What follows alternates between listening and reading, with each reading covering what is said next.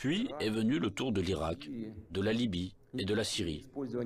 L'utilisation illégitime de la force militaire contre la Libye, la dénaturation de toutes les décisions du Conseil de sécurité de l'ONU sur la question libyenne ont conduit à la destruction complète de l'État. Au fait qu'un énorme foyer de terrorisme international est apparu, au fait que le pays s'est trouvé plongé dans une catastrophe humanitaire dans l'abîme de la guerre civile qui a duré plusieurs années et se poursuit encore, la tragédie à laquelle des centaines de milliers, des millions de personnes ont été condamnées, non seulement en Libye, mais dans toute cette région, a provoqué un exode migratoire massif de l'Afrique du Nord et du Moyen-Orient vers l'Europe. Un sort similaire a été réservé à la Syrie. Les opérations militaires de la coalition occidentale sur le territoire de ce pays, sans le consentement du gouvernement syrien et sans la sanction du Conseil de sécurité de l'ONU, ne sont rien d'autre qu'une agression, une intervention. Cependant, l'invasion de l'Irak, qui n'avait aucun fondement juridique non plus, occupe une place particulière. Comme prétexte, ils ont choisi les prétendues informations fiables dont auraient disposé les États-Unis sur la présence d'armes de destruction massive en Irak. Pour preuve, le secrétaire d'État américain agitait publiquement devant le monde entier un tube rempli de poudre blanche assurant tout le monde qu'il s'agissait d'une arme chimique en cours de développement en Irak. Et puis il s'est avéré que tout cela était une manipulation, du bluff. Il n'y avait pas d'armes chimiques en Irak. C'est incroyable, surprenant, mais le fait est là. Il y a eu des mensonges au plus haut niveau étatique et du haut de la tribune de l'ONU. Et en conséquence de cela, il y a eu des sacrifices énormes, des destructions, une progression incroyable de terrorisme.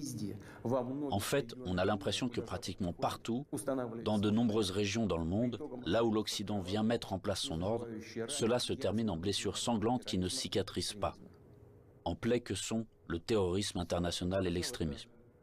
Tout ce que j'ai évoqué en est l'exemple le plus flagrant, mais ce n'est en aucun cas le seul exemple du mépris du droit international. S'ajoutent à cela les promesses faites à notre pays de ne pas étendre l'OTAN d'un pouce vers l'Est. Je le répète, ils ont menti, ou en termes populaires, ils nous ont tout simplement arnaqués. Oui, on entend souvent dire que la politique est quelque chose de sale, peut-être, mais quand même pas à ce niveau-là. Après tout, un tel comportement de tricheur contredit non seulement les principes des relations internationales, mais surtout les normes de moralité et d'éthique généralement reconnues. Où sont la justice et la vérité ici? Ce ne sont que des mensonges et de l'hypocrisie. Par ailleurs, des hommes politiques, des politologues et des journalistes américains eux-mêmes écrivent et parlent du fait qu'un véritable empire du mensonge a été créé aux États-Unis ces dernières années. Difficile de ne pas être d'accord avec ça, c'est ainsi. Mais il ne faut pas jouer les modestes. Les États-Unis restent un grand pays, une puissance avec un rôle moteur. Tous leurs satellites non seulement leur donnent raison, avec résignation et humilité, ils se joignent à leur rhétorique pour n'importe quelle raison, mais ils copient également leur comportement. Ils acceptent avec enthousiasme les règles proposées. Par conséquent, nous avons toutes les raisons d'affirmer avec certitude que l'ensemble de ce qu'on appelle le bloc occidental, formé par les États-Unis à leur image, est dans cet ensemble cet empire du mensonge. Quant à notre pays, après l'effondrement de l'URSS, malgré toute l'ouverture sans précédent de la nouvelle Russie moderne, la volonté de coopérer honnêtement avec les États-Unis et d'autres partenaires occidentaux, et dans les conditions d'un désarmement quasi unilatéral, ils ont immédiatement essayé d'aller jusqu'au bout, de nous achever, de nous détruire complètement. C'est exactement ce qui s'est passé dans les années 90, au début des années 2000, lorsque l'Occident, dit collectif, a soutenu très activement le séparatisme et les gangs de mercenaires dans le sud de la Russie. Quel sacrifice, quelle perte, tout cela nous a-t-il alors causé? Quelles épreuves avons-nous dû traverser avant de briser définitivement le terrorisme international dans le Caucase? Nous nous en souvenons et nous ne l'oublierons jamais.